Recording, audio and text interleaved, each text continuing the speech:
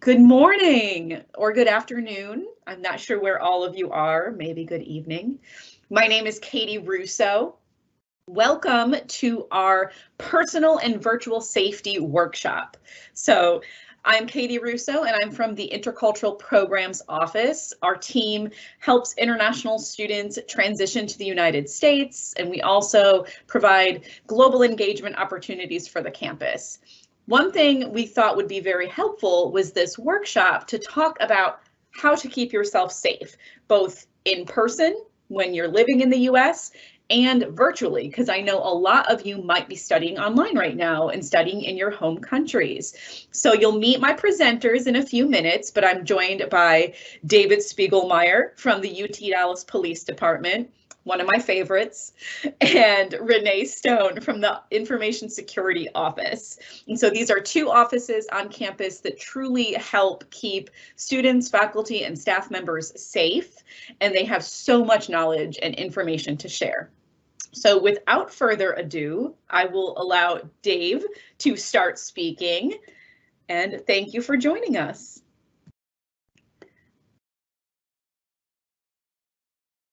Dave, I think you're still muted. Hello, welcome to our little video conference here. It's great to be here with you. Quick background on myself. My name is David Spiegelmeyer. I'm the Crime Prevention Officer for the Police Department, and I love helping our international students out because back in the mid-'80s when I was serving the United States Air Force, I actually lived 2 years in Turkey, in Izmir, Turkey, attended the University of Maryland while I was there. So I know what it's like to go to a foreign country for our international students who are here in Texas attending school. Of course, when I was your age, we didn't have computers and FaceTime, Teams, and things of this nature. We had, regular postal service as far as the mail, and you had to wait forever. But the point being, I know what it's like to go to another country and study and live abroad because I've been there. And that's why I love helping our international students. I would like to talk to you about a couple things involving safety, some of the common things we see around here on campus and off campus to hopefully help you out. First of all, I want to talk about cell phones. Everybody has a cell phone almost, right? And I see everybody out either walking on campus or walking around, and everybody's playing with their phone, either catching Pokemon or doing Facebook or doing whatever, YouTubing, and they're not paying attention to their surroundings. First of all, when you're on campus, if you're on your phone, you run the risk of walking into something or tripping and falling. Unfortunately, usually every semester, we have a couple students who injure themselves because they're paying attention to their phone and not to where they're walking. What really bothers me about this is you are developing bad personal safety security habits. You get addicted to being on the phone or your tablet or your laptop when you're out walking around, and the criminals in the world, they're looking for people who are not paying attention. The bad guys and girls know that if they attack you and you're on your phone, you're unable to identify them to the police. So strong recommendation is when you get out of class, you can check your messages, then put your phone away. Pay attention to what's going on around you. We've had students get robbed off of campus in Dallas, and they don't even see the suspect coming up. A couple years ago, we had a couple students who were robbed at gunpoint sitting outside a restaurant, and the guy was walking down the street carrying a gun, and the students never saw that bad guy. Had they been paying attention instead of being on their phones, they would have seen this guy and they could have fled the area and not become victims. So anyway, please put the phone or the tablet away. Also, a lot of people like to be on their phone when they're riding on the bus or the train, mass transit, and they have their phone out and they're looking at it, and the bus stops or the train stops and the door's open for people to get off. It's not uncommon for people to act like they're getting off the bus, walk by you, and then grab your phone or grab your laptop out of your hand and run off the bus or run off the train. The doors close and away you go, and away they go with your property. So please don't advertise that you have $1,000 iPhone where somebody might want to take it. And that does happen. I've seen videos where people are standing on street corners and they're looking at your phone, and somebody drives by on a moped or a scooter, and there's two people on the scooter, and one person reaches over and grabs the phone out of the victim's hand and they just ride off. So that's a major problem. So please put the iPhones away. For our students on campus, everybody has a backpack or a book bag, whatever you want to call it. And a lot of times our students, because our campus is safe, they like to leave their property sitting on a desk or a tabletop, and students leave. They go to the bathroom, they go to get something to eat, they go get a book in the library, whatever. And unfortunately, if you leave your property out unattended or unsecured, so you run the risk of somebody stealing it. So please never leave your property out unsecured and unattended. Sooner or later, someone's going to take it. Also, many of our students have to pay rent if they're living in an apartment. Some of our students like to pay in cash, which is fine, other than the fact that they get the cash, $800, $1,000, they put it in their wallet, and then they come to campus because they want to go to class, and then they're going to pay the rent after class. Unfortunately, we've had instances where the students have lost their wallet. It's fallen out of their backpack because they didn't zip it up, or it fell out of their jacket pocket or out of their pants, and there it is, $1,000 sitting on the ground. We've had that happen twice last year. Luckily, the student who lost $1,000, we've got the wallet and the money was still inside. Sometimes we get the wallet and the cash has been removed. So if you have to pay the rent and you have to pay cash, pay the rent before you come to school. Leave the money at home. You never want to flash a lot of cash when you're out either in school or out at a store, buying some soda or milk or whatever. People see that money or expensive jewelry, you're setting yourself up for problems. So please don't do that. Don't bring a lot of money to the campus. All right. Also, real quick, some of you might be getting ready to go out and do some holiday shopping. If you happen to carry a purse, I would highly recommend you leave the purse at home. I know a lot of people say, well, I need my purse. It has all my makeup, all my toiletries, whatever in it. Please leave the purse at home. You can get yourself a business card holder like I have. It's made out of tin, costs about $5 in American money. And the nice thing about this, of course, I have business cards in mine, but your driver's license or ID card and a credit card will fit in here. You can close it up and you can put it in a front pocket. That way you don't have anything hanging on your shoulder. You don't have anything sitting in the shopping cart where someone could steal it. It's not uncommon in the United States for people who are carrying purses when they're out in parking lots during the holiday season, for people to drive by with vehicles, reach out and grab that strap on the purse and then drive off. And unfortunately, sometimes people grab onto that strap because they want to keep their purse, and they get pulled under the vehicle and they get run over by the suspect car. So please leave the purse at home. Okay. You can live without it. You'll be all right.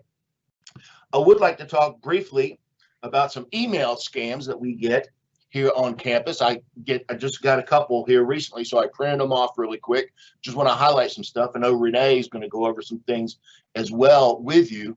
In fact, I received one scam the other day at home from American Express, one of my credit card companies, and it looked really nice. And my wife asked me, she goes, hey, is there something wrong with our account? We got this email from American Express. I said, let's contact American Express directly and see, because I'll bet you that's a scam. And sure enough, it was. Here's an email that I received. And a lot of our international students, they're looking for work when they're here studying at UTD. And it's really tempting to try to work from home because the only place you can work with your educational visa is here on campus. So it's very tempting. I received this email. Now, remember, I did not put in any job applications, so I should not be receiving any emails for any job offers, okay? But I received this email out of the blue, and it says, first of all, it's not addressed to me. It just says available opportunity and earning as much as $312 per week, working part-time, which will only take 1 hour and 35 minutes of your time, Monday through Friday, at your own leisure. I'm sure you won't want to miss out. And that's the email. First of all, it doesn't have my name on here. It doesn't have any name, address, email, or phone number from the person sending it. If you look up here for the job thing, the email is coming out of the United Kingdom, which is England. Okay, so it's coming out of England. Don't fall for this stuff. Okay, nobody's going to pay you $300 for working less than 2 hours a day. Okay, $300 a week. And some of our students fall for that. And basically what happens is the bad guy or girl will tell you they're going to send you checks to deposit into your bank account, and they're going to ask you to send money to people, and you're going to keep the leftover money. The problem is the check they send you to deposit in your bank account is worth zero. it's not good. So what happens is basically you're sending money out of your bank account to people who live overseas. So you'll never get your money back, and those people will never get caught. Okay, so there's no such thing as an easy job working part-time from home. So please stay away from that. We've had students fall for this type of thing. Okay, so please don't do that. Here's another email that I got here at work, and it says, "Dear network user," okay, "your email is meant to inform you that your university network password will expire in 24 hours. Please follow the link below to update your password." And then it says, if you have any questions or whatever, or concerns, let them know. And it has a name on here. It says Susan Richards, Office of Information Resources, UT Dallas. Okay. Once again, it doesn't have a phone number, doesn't have an email address. It says, "Dear network user." It's not addressed to me, but it still looks pretty good. Okay. And if you look up here, it says Susan Richards at utdallas.edu. Okay. But first of all, let's break this down and use common sense. Anytime someone is trying to scam you, it's not uncommon for them to rush you, which means they want you to hurry up and do something. They don't want you to think about what they're doing. Okay. So you have to slow things down, slow the roll down. Okay. Take control of the situation. So I looked at this, and like I said, first of all, it doesn't have a phone number or email address where I can contact this Susan lady to ask her. Second of all, common sense tells me, she's telling me that in 24 hours and 1 day, my network password is going to expire, and I'm going to lose all my email connection here with the university. Well, I've been here nearly 10 years at the university. Every time we need to change our password, they start sending us messages like 2 months in advance. Okay, you have 60 days in which to upgrade your password, because they know people take vacation, people are traveling, they might be sick, they might be having surgery. They're not going to tell you to change it in 1 day. Okay, it's just not feasible. Okay, so right there is another clue that I know this is not real. Also, when I looked at this, I went to the university address book, and I couldn't find a Susan Richards in the university address book. And then when I moved my mouse over this, the computer popped up and said, "Not a valid UTD address." Okay, so right there, I know again that this is a scam. And they sent a link that they want me to click onto. Anytime somebody is sending you a link to click onto, they're more than likely trying to get personal information. Okay, they want to get into our computer system to try to find out personal information on our students and staff. Okay, so be aware of that. Use some investigation. Worst comes to worst, look up the phone number for our IT section and give them a call. Okay, it doesn't hurt to ask. Also, talking about scams, a lot of our international students are targeted by people making phone calls or emails to our students, and the bad guy or girl, they're claiming to be law enforcement agents, either with Homeland Security, the sheriff's office, immigration, whatever. And they're going to tell the student that if the student does not pay a certain amount of money, usually thousands of dollars, that student is going to be arrested and deported back home, and they're going to lose their educational visa. I'm here to tell you that no one is going to come and arrest you. I'm a retired police officer. I worked over 20 years with the city of Richardson after my Air Force time. If I need to arrest somebody and I had a warrant out for their arrest, I would simply go and pick them up. I never called someone and say, "You have to pay me $10,000 or you're going to be arrested," or "You have to go out and buy me $5,000 in gift cards." Okay. And I know this sounds silly, but we have a lot of students and some employees who have fallen for this. Okay. This is a scam, and people lose thousands of dollars on this. So please do not send money to anyone. No one is coming to arrest you. Okay. So please don't get scared. Slow things down. Just hang up the phone, delete the email or whatever. Let us know what's going on. Okay. Don't fall for that. Also, some of our students, you're looking for a place to live. You're living overseas. You're coming over here to Texas to go to school, and you're researching on the internet for a place to live. Okay. You may be looking for a house. It's not uncommon for people to place ads wanting to rent a house. However, the person placing that ad does not own the property. They don't have any legal standing with that house. and they'll advertise this house for sale. You know, just send in, you know, the deposit and first and last month's rent, and the house is yours. Well, what they do is they take a picture of a house that's for sale or for lease, and they send you that picture. You send them the money, they keep the money. You move over here, guess what? The house isn't available to you because you didn't talk to the real owner. So what you need to do is go through an agency that actually, you know, rents property, like a real estate agency or someplace like that. Also, a lot of our students rent apartments, and after they move into the apartments, they'll say to me, well, gee, there's a lot of crime in the area. I wish I had known about what was going on. You can go on the internet or send an email or phone call to the local police department, depending on where that apartment is located, whether it's Dallas, Richardson, Plano, one of the surrounding cities, and you can ask them for the crime statistics for that area, and they will pull that up and look and tell you, or you can do it yourself on the computer.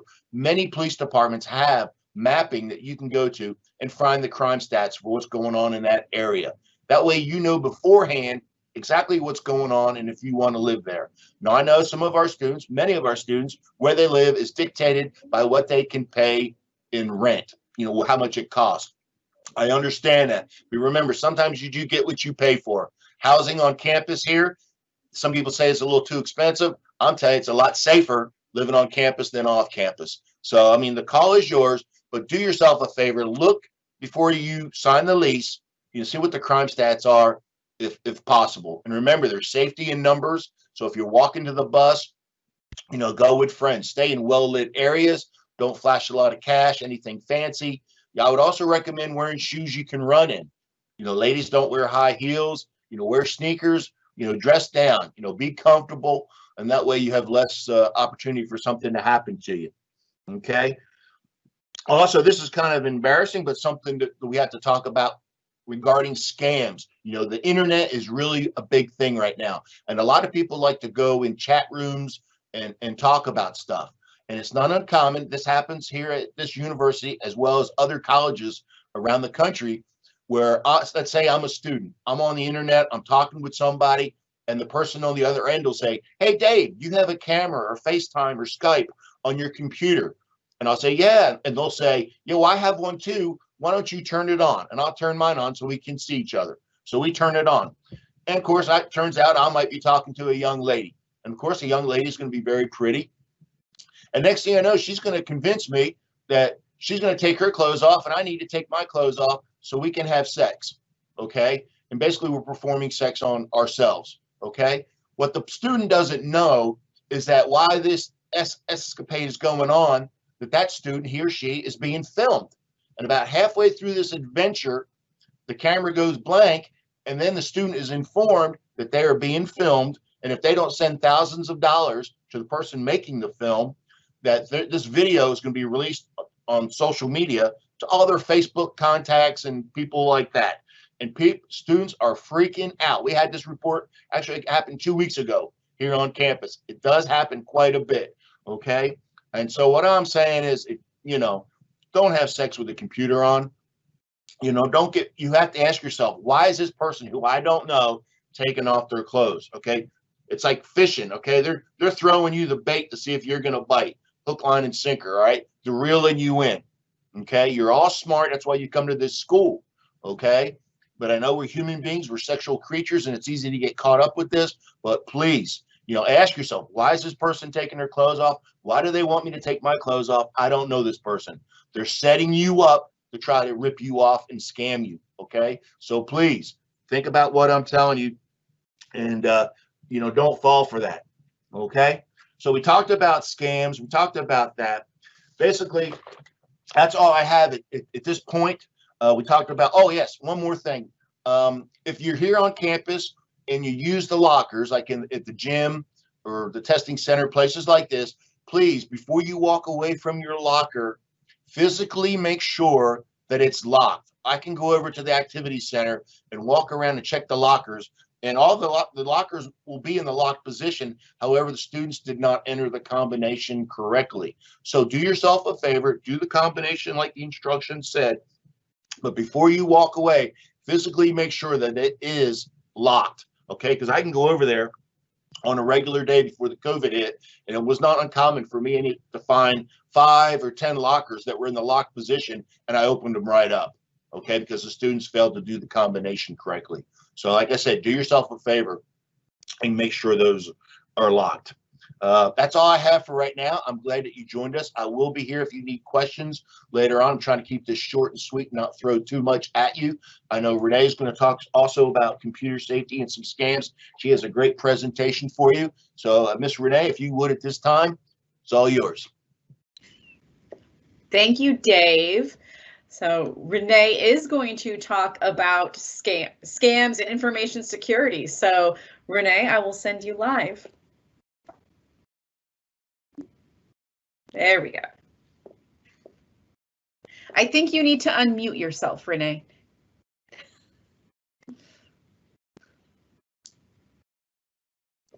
Better? Yes. Sorry about that. Good morning. My name is Renee Stone, and I support the Information Security Office here at UT Dallas. Prior to joining the ISO, I was a civilian investigator with the UT Dallas Police Department, and before that, a case review secretary in the Investigations Division at the Richardson Police Department. So David and I have some history there. I'm so glad to have this opportunity to talk to you today, so let's get started.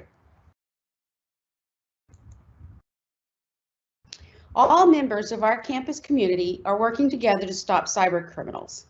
As we become accustomed to remote work and study, it's even more important that we take steps to protect our devices and the information that they access. Everyone is a smart subject matter expert, including criminals. This is not a matter of being dumb and falling for something. It's about knowing what to look for and how to question it. Here's a checklist you can ask yourself. Some of these things David already went over. But one is a sense of urgency. They're going to ask you to act now, or you only have 24 hours, some kind of time limitation. Or they're requesting personal information. Ask yourself, is this really my bank calling? Is this really an email from someone that needs my insurance information? If it feels weird, it usually is weird. Talk to someone, see if they have the same idea that you do, that this message is a scam. Who sent the email? Look-alike email addresses, as David was explaining, they're easy to just glance over and mistake for one that you trust. Is money involved? He mentioned gift cards. Again, be mindful about transfers to unfamiliar accounts. Is there a threat? If there is, be sure to seek out assistance from the police department. When we take the time to think before we click, we become better gatekeepers of our devices and the information on them. Sometimes that email address might look just like it came from utdallas.edu, but it could actually route to an external email address. Don't engage in a dangerous conversation with a potential scammer. If you suspect an email is phishing, forward it to the ISO as an attachment. You do this by clicking on the scroll down button next to the forward tab. And when you send it to us that way, it automatically is assigned a ticket, and one of our analysts or a member of our SOC team, which is a Security Operations Center, will be assigned it immediately. They might not respond immediately, but they usually do within an hour or two. And when you forward it in that format, it's sending the headers or the IP address attached to that, so that allows them to investigate it further. Patching and updates. A lot of people ask me, what is patching? How do I patch? You patch by doing the updates. I know it's sometimes inconvenient when we're in the middle of something, but make a note to do that as soon as you can, because that fixes weaknesses behind the scenes that have already been made aware to the software industry. And when you perform your updates on your computer and those patches are applied, you're staying current. That keeps your passwords protected. And you want to use VPN, which is virtual private network, and accessing Wi-Fi wisely. I'll speak to both of those here in a minute. When you do all this, you're protecting your identity when making money exchanges online as well. Do use reputable apps like PayPal, Google Pay, Apple Pay, and Venmo, just to name a few. Passwords and file sharing, especially now when students are working off campus and other countries, you're going to be sharing some files. Size does matter. Adding even a single character to a password can boost its security. Consider passphrases and don't reuse the same password elsewhere. We used to tell people don't write your passwords down. We know that that sometimes can be a real inconvenience, but if you have to do that, you need to consider keeping that information under your password control. So use something like a password vault. LastPass is offered to you free by UT Dallas, and it is just that. It's a vault that stores your passwords in encrypted online. Box is also provided to you by UTD for free. Comet Space, if you will go to the search bar on the web page, Comet Space will link you to Box. It's a cloud storage provider that allows you for secure file sharing.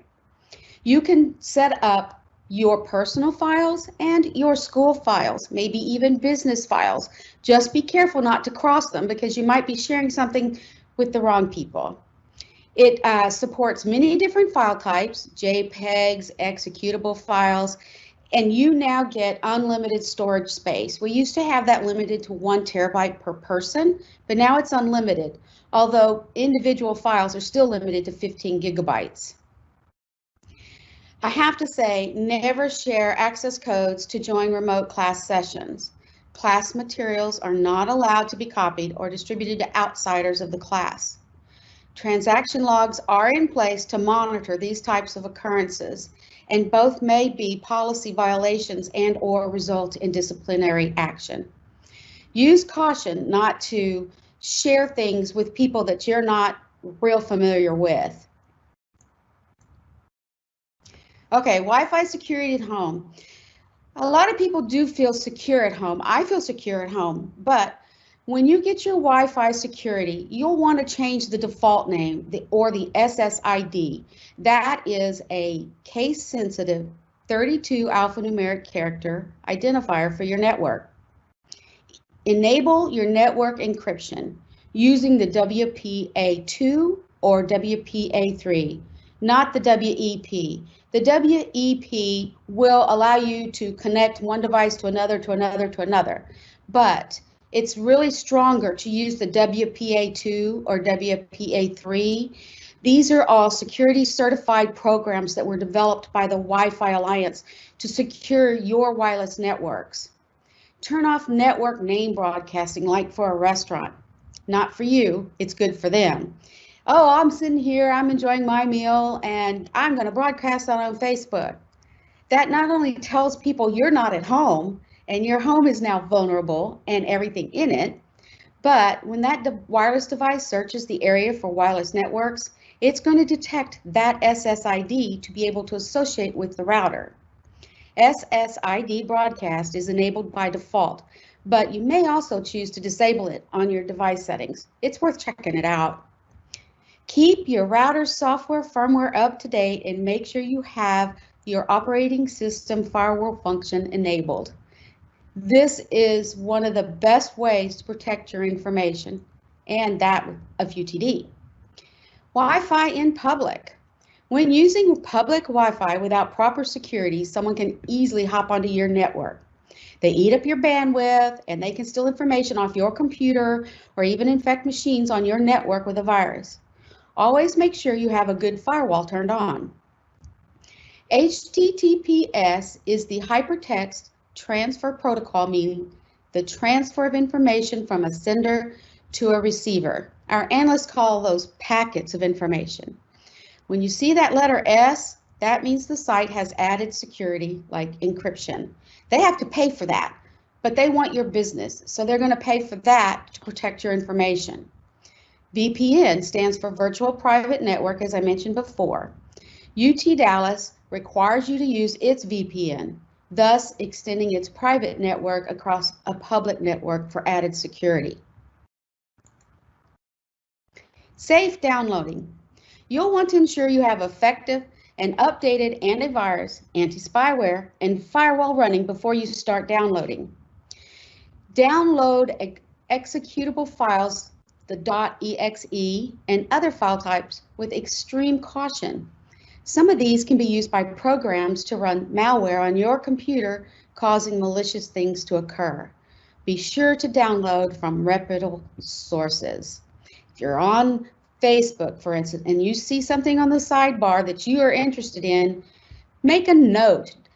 Don't just click on it. You can copy and paste it later, or you can take that note and go and investigate it. I get that all the time. There was something I wanted to order recently. I did not click on its link. I tried to investigate it through Google and other sources, and it was a fake company. So don't do those kinds of things without using caution.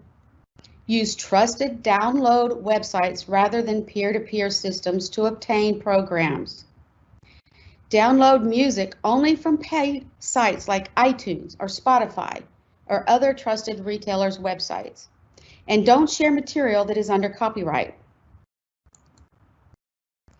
David spoke to some hiring scams. I'm going to touch on that just a little bit further. With any job, you have to know exactly who you're dealing with. Look for that unusual email with a different reply to address. Job scams almost always come from or to a free email address of some kind. Think about it. If it's Dell or another large corporation and they're trying to solicit your employment, do you think they're really going to use a free Gmail account? No. They're going to use their own, and it's going to look more official, as David was pointing out. It's going to have a salutation. It's going to have the closing statement. It's going to have official contact information. But if you're still not so sure about it, go to a new tab, open it up, investigate, see if it's real. Similarly, you would expect that a legitimate UTD professor who's looking for an intern would use their UTD email address and not a free email address. Okay, hiring scams, red flags to look for.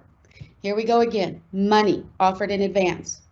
No interview is necessary, or the person who would be conducting the interview is traveling. Correspondence changes from email to text. Why? Because they know that somewhere someone's going to catch on. And so they're going to jump from one email address to another so that that previous one is going to close down, so they go to text. Then you're texting them from your personal phone, and that's also going to allow them avenues to get into your information. Sense of urgency, or you receive a check. If you receive a check, don't cash it. File a police report. Keep a couple of copies, one for your own files and one for your bank. Be sure to alert your bank as soon as possible to place a fraud alert on your account. This can help you to avoid identity theft as well.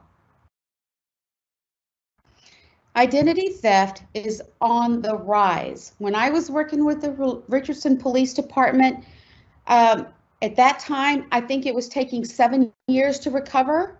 Now it's 10 or more, and the thieves are getting smarter and smarter all the time. Become familiar with your credit report. Check for oddities. Deactivate old accounts and check privacy settings. I have a friend who was planning her wedding on a local website, and the wedding was over with. It had happened 6 months prior, and she got hacked because she never closed that account. She never accessed it again once she got what she needed from it to get her photos and special moments. But you need to close and deactivate old accounts. If you feel you've fallen for a scam, change your passwords. I don't know if you knew this, but identity theft protection is offered to you free. All faculty, staff, and students with UTD's insurance. Visit their website at HR or Human Resources for more information. And listed here on the bottom of your screen are the 3 top credit agencies. Each provides you with 1 free credit check annually. Now, you may want to visit their websites for frequency checks. I understand they're offering them maybe once a month now due to COVID. So it's a good idea to do that. Take advantage of these services. It's free.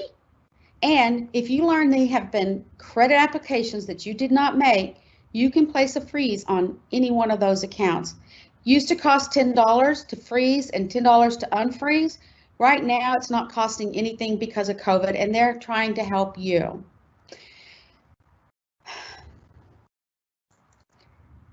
Here are several ways that you can reach out to the Information Security Office. We also have a really nice blog. October is National Cyber Awareness Month. Please go there if you need any more questions on hiring scams. A lot of different things right now we're speaking to. So I hope you enjoyed this presentation and maybe even learned something new. Think before you click, because you never know. Do your part to be cybersecurity smart. Have a great day.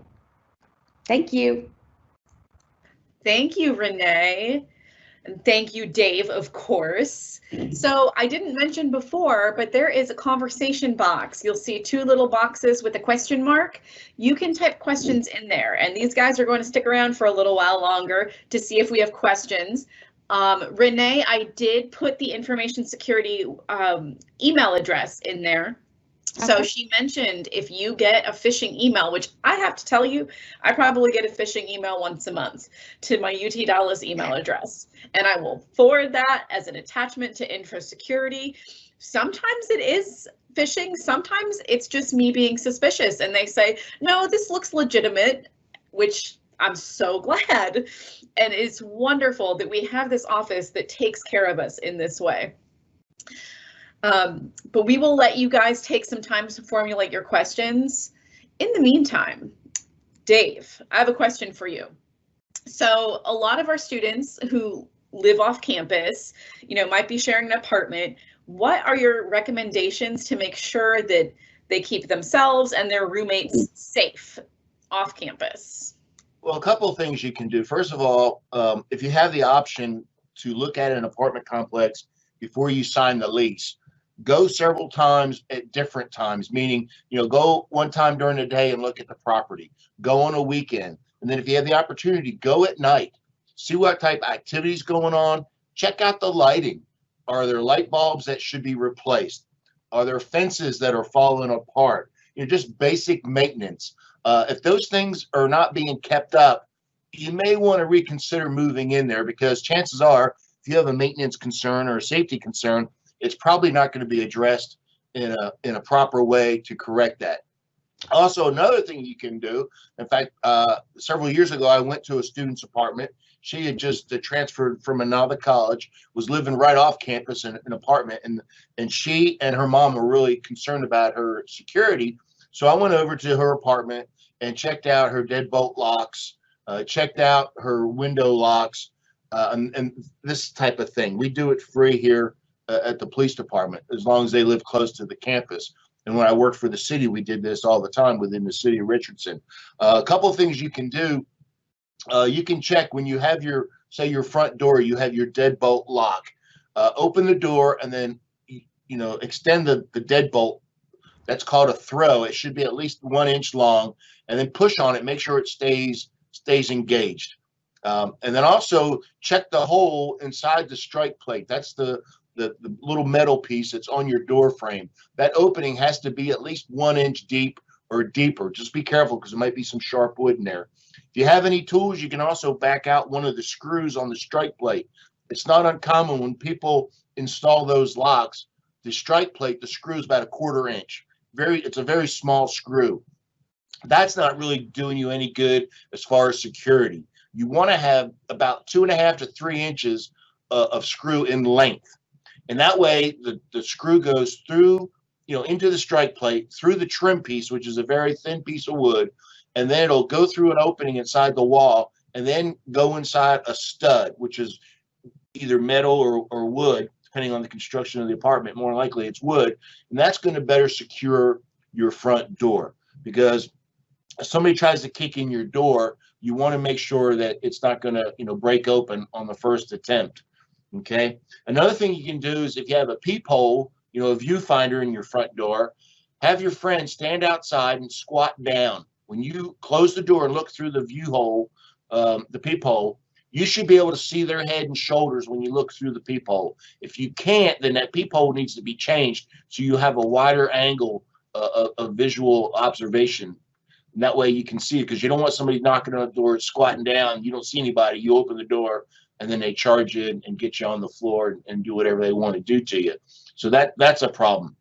Also, in your apartment, I highly recommend don't leave mail items lying around, such as credit card receipts, bank statements, things of this nature. It's not uncommon for maintenance people to come in and do work on your apartment. If you know there's going to be scheduled maintenance coming to your apartment, they should tell you prior. Sometimes they don't. You don't want that material lying around where somebody could get your bank account information. Someone could get your credit card information on that paper that's sitting there on a desk or a kitchen counter. Secure those things, put them away, lock them up. Don't leave them lying around, because once again, talking about identity theft, that's an easy way to get your stuff. Also, make sure you empty your mailbox on a regular basis. Okay. Also, don't advertise if you have an apartment what you may have just purchased. Meaning, let's say you buy a big screen TV, a 70-inch TV. I know our students might be saying, "Well, I can't afford that." But just for safety's sake, let's talk about it. You buy a brand new TV. You install it. You take the box out and you put it in front of your apartment door or at the end of the driveway if you're renting a house. And next thing you know, everybody in that neighborhood, everybody that walks by knows that you got a brand new 70-inch TV. Well, guess what? They're going to wait till you leave. They're going to break in your apartment and they're going to steal your TV. So take that to the recyclable bin. Get rid of it. Don't wait for your garbage man to come by your door and pick it up. I know some apartments have door side pickup for the trash. Some don't. But if you do have that service, take care of it yourself. Don't let someone else take care of it. Also, like I said, make sure you lock your doors. Even if you're home, lock the door. It's not uncommon for people to walk around, bad guys and bad girls, to walk around and check doorknobs to see if they're locked or not. And then they just walk in. I can't tell you how many times I've talked with students and they'll say, "Yeah, I was in the shower. I got out and there was a stranger standing in my living room." And they said they were looking for Bob, and Bob didn't live there. So don't be so trusting. I tell our students all the time, trust me when I tell you don't trust people. There's always someone out there looking for that easy opportunity to rip you off. And once again, talking about cyber safety and all that, I'm constantly telling my physicians and people like this, because they're always trying to get me to sign up for do all my medical stuff online. And I basically tell them this old crime prevention saying, anything made by man can be defeated by man. I don't think there's anything that's really secure, in my opinion. That's just my personal opinion. So I don't do any of that stuff. I make them call me or I visit with them to get the information. I know it's kind of old school, but that's just how I am, because I tell them, first of all, I don't want to have to remember 100,000 passwords, and I don't trust it. Sooner or later, somebody's going to hack into that system, and they might get my personal information. So that's just me. I know that's kind of getting sidetracked, but anyway, for your apartment, make sure that you pay attention to what's going on around you. Stay in well-lit areas. Don't take shortcuts if you're taking the bus. I know some of our students like to do that. Well, if I go through this field that's dark at night, I'll save time walking to my apartment. You don't know who's hanging out in that field. You're kind of setting yourself up. So please, think about what you're doing. Pay attention to your surroundings. Don't wear a lot of fancy jewelry. Don't, display a lot of cash. And like I said, safety numbers, and you'll be all right. Long answer to a short question. Sorry about that. That's perfect. So I know it sounds a little scary, everything he was saying, but he's right. We have to protect ourselves. Even myself, I live in a suburb. I live in a house with a neighborhood, and I will always lock my door. I don't walk around my neighborhood at night alone. So maybe I'm with my dog or maybe I'm with my husband. It just depends. But I will not be doing that alone. So it's, UTD is in a big city, and all big cities do have some security concerns and some crime. And so we just have to make sure that we're looking out for ourselves in order to protect ourselves. But Renee, I have a quick question for you, and then maybe we can wrap up, because it doesn't look like we have a lot of questions from students. But my question for you, so you mentioned that some people, they might get an email saying, "Oh, here's this job offer," and you are not even a job offer. They might be getting something saying, "Well, you have to pay this amount of money up front in gift cards." What if the student does that? Is there any way for them to recoup that money or whatever they sent? A lot of times they're at a loss. If you cash those gift cards or hand them over thinking you're going to exchange them for payment for you, you're at a loss. What I can advise you to do is, if you have done this, go to the police. If it didn't occur on campus, go to your local police. Let them know what happened. I still would let the UT Dallas police know, because they can at least get an information report started. This happens a lot, unfortunately. And as I said in the beginning of my presentation, we all think we're doing the right thing, but we sometimes fall for things that look too good. And those iTunes cards, it happens more and more every day. But if you can get a police report started once you realize it was a scam, that protects you further. Unfortunately, sometimes even the victim can be charged with laundering money, if you will, because they participated. And so law enforcement really needs to know that this happened to you so that you're protected in the future on those kinds of things.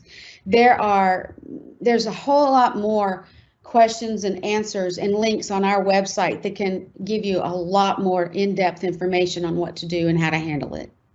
I hope that answers the question.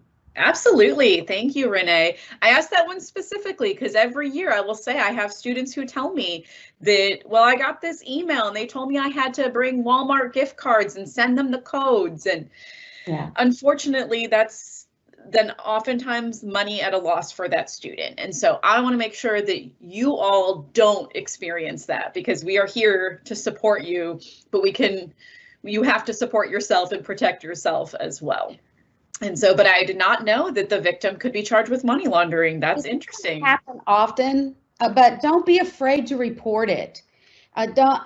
We're all vulnerable, especially in these times when everyone's trying to trick us, or sometimes there are legitimate job offers out there, but you need to do your homework too. You need to go to a separate secure site, investigate the company, make sure it's legitimate before you make any of those kind of actions and put them in place.